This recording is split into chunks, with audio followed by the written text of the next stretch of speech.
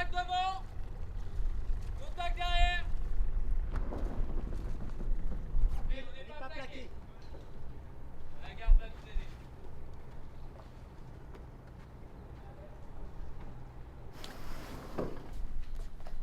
Arrête de fuir.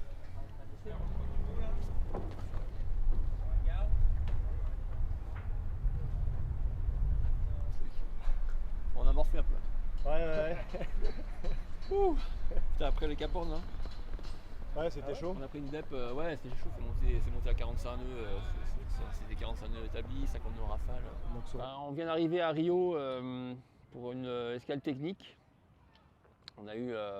J'ai eu deux avaries coup sur coup. La première d'abord sur le safran de flotteur bâbord, qui suite à un choc avec un gros morceau de bois, j'ai l'impression que c'était vraiment ça.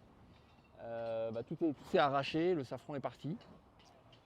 Mais on a décidé avec l'équipe de continuer la course parce que c'était encore maniable, le bateau était relativement safe, même si c'était un peu moins performant. Et puis malheureusement, hier après-midi, c'est le safran de la coque centrale qui lui s'est cassé sous charge.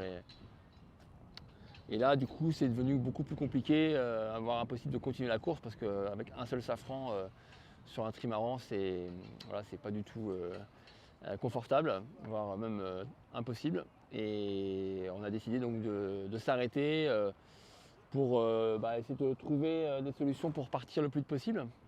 Voilà, il faut de nouveau se reprojeter, il faut imaginer d'autres scénarios.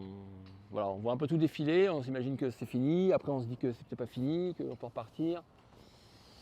Bon voilà, tant qu'il y a de l'espoir, on va essayer.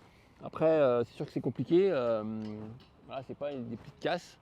Maintenant, on avait prévu avec le team du matériel de spare, on avait un jeu de safran complet, une dérive de spare, on a des voiles de spare.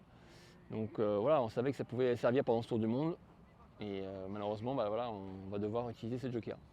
Il reste 10 jours de mer environ, mais il faut oublier qu'on va arriver en Bretagne, c'est encore l'hiver, il y a des dépressions fortes qui peuvent finir le parcours et mettre le bateau à rude épreuve. Donc il ne faudrait pas qu'on fasse de bêtises sur la fin de course. Donc il faut être sûr de repartir avec un bateau en sécurité et pouvoir terminer ce tour du monde, c'est l'objectif. Rien, à l'échelle d'un tour du monde, c'est sûr qu'on a l'impression qu'on est arrivé, je crois qu'on a fait, je crois qu'il reste 15% du parcours à effectuer, donc c'est pas grand chose, j'en ai fait 85, donc le plus gros est derrière moi, mais oui, ça reste quand même une transat.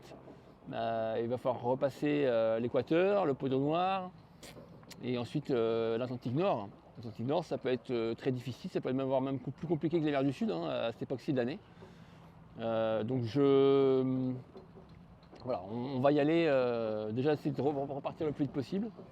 Et après, on verra, on essaiera de gérer toute cette fin de parcours parce qu'il faudra être concentré jusqu'à l'arrivée à Brest. C'est sûr que tant que la ligne d'arrivée n'est pas franchie, il peut se passer encore plein de choses.